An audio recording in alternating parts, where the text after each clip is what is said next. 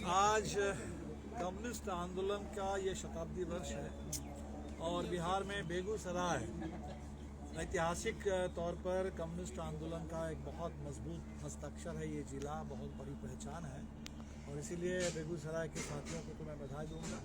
बेगूसराय में आज ये नागरिक परिचर्चा का आयोजन हुआ।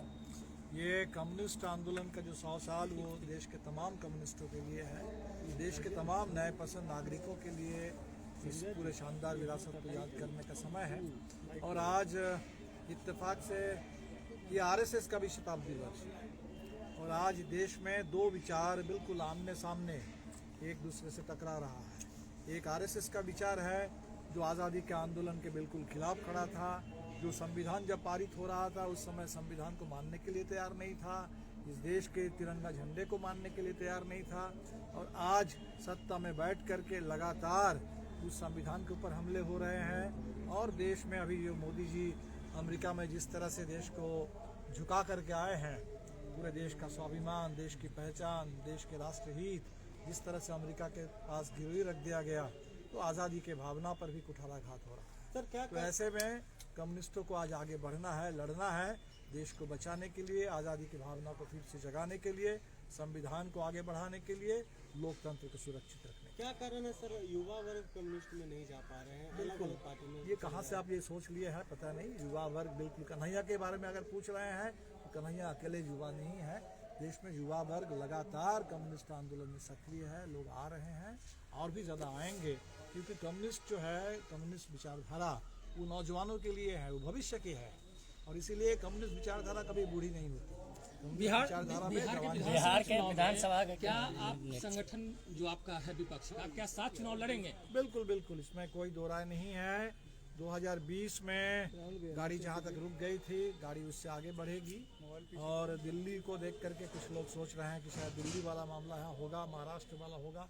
ऐसा कुछ भी नहीं होगा। दिल्ली में अगर 10 साल में सरकार बदल गई तो 20 साल से नीतीश जी यहाँ है और नीतीश जी मतलब नीतीश जी बिल्कुल अकेले तो है नहीं, उनके दाएं बाएं ऊपर नीचे आगे पीछे भाजपा ही भाजपा है। और इस सरकार ने जो कुछ कहा आज ज़मीन पर बिल्कुल उसका उल्टा दिख रहा है।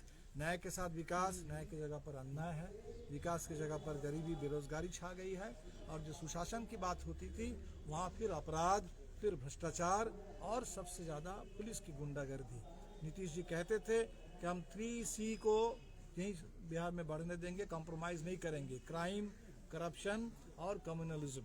लेकिन कॉम्प्रोमाइज़ छोड़ दीजिए, नीतीश जी ने तीनों का, उनके नेतृत्व में तीनों का कॉकटेल बन गया है और वो तीनों के कॉकटेल का अड्डा है बिहार के पुलिस थाने, जहाँ सबसे ज़्यादा करप्शन, शराब की होम डिलीवरी, उसके पैसे। तो बिहार इस तरह में बिल्कुल बदलाव चाह रहा है। हमने देखा है बदलो बिहार न्याय यात्रा के दौर में बिहार में सघन हमने दौरा किया, हमने देखा कि बिहार के हर तबका, गांव से, शहर से, कस्बों से, हर जगह से आवाज़ उठ रही है। तो बिहार बदलेगा, आगे बढ़ेगा और बिहार के लिए दिल्ली तक जाने की ज़रूरत नहीं है। बगल में झारखंड है, काफ़ी है। 2020 का चुनाव भी हम लोगों के लिए सामने एक झांकी, तो 2020 झांकी था और इस बार पूरा परिणाम सामने आया। महागठबंधन एकजुट रहेगा क्या?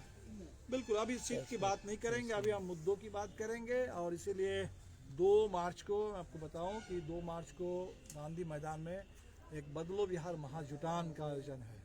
तमाम जो लड़ने वाली ताकतें हैं, अलग अलग मांगों को लेकर के जो लोग लगातार गर्दनी बाग में धरना प्रदर्शन करते रहते हैं, सरकार किसी की बात सुनती नहीं है। अभी बीपीएससी के नौजवान पेपर लीक के खिलाफ दोबारा परीक्षा की मांग कर रहे थे, उनके ऊपर लाठी चली और हम छात्रों से, नौजवानों से मिलने गए तो उन्होंने कहा कि देखिए यहाँ तो मच्छर काटता है और कितना लीटर खून पी लिया है। तो वो जो गर्दनी बाग में हम लोग अलग अलग जो प्रदर्शन करते रहे हैं, इस बार गांधी मैदान में सब लोग मिल करके आवाज़ उठाएंगे और उस गर्दाझार रैली से ही बिहार में चुनाव का एजेंडा स्थापित होगा और बिहार का पूरा जो मूड है वो सामने आएगा।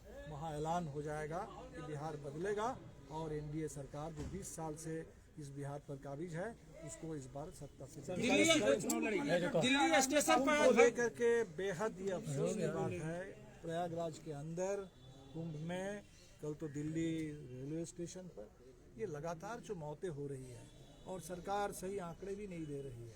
इतना दावा किया गया कि डबल इंजन की सरकार है, बहुत बढ़िया इंतजाम है, सरकार खुद अपना पीठ थपथपा रही है, लेकिन आपने करोड़ों लोगों को बुला लिया और उनके लिए कोई इंतजाम नहीं। ये कुंभ तो वीआईपी का कुंभ बन करके रह गया।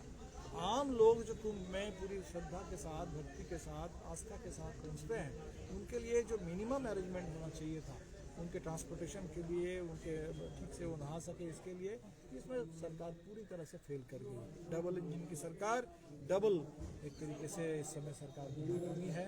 मोदी जी, जोगी जी, अमित शाह, जिनका भी नाम ले ले, ये सारे के सारे लोग। और कुंभ में सिर्फ बात इसकी हो रही है कि कौन कौन वीआईपी आए थे, तो कुंभ तो वीआईपी के लिए था नहीं, आम लोगों के लिए था, और आम लोगों के साथ बहुत बड़ा अन्याय हुआ। सत्ताधारी पक्ष कर रहे हैं कि देश की सबसे तीसरी नंबर की बड़ी पार्टी है, और उसके बाद इस तरह से जो है सो इनका मैनिफेस्टो जो है उसको वोट बैंक बनाकर चुनाव लड़ते हैं, वो विधानसभा के चुनाव हो या लोकसभा के चुनाव। हम किस पार्टी के बारे में कह रहे थे? इसकी पार्टी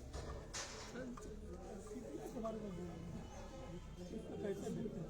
नहीं, तो तीसरी पार्टी मतलब सीपीआई तो देश में जब आज़ादी के बाद पहला चुनाव हुआ था, उस समय दूसरी पार्टी थी।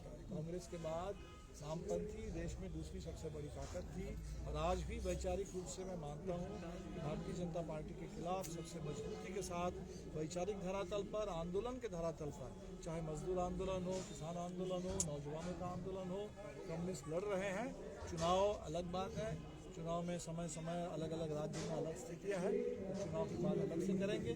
लेकिन कम्युनिस्ट पार्टियाँ अपना काम कर रही है, और हमें तो लगता है कि आज देश को और मजबूत कम्युनिस्ट आंदोलन की ज़रूरत है, देश को बचाने की। चलिए, थैंक यू।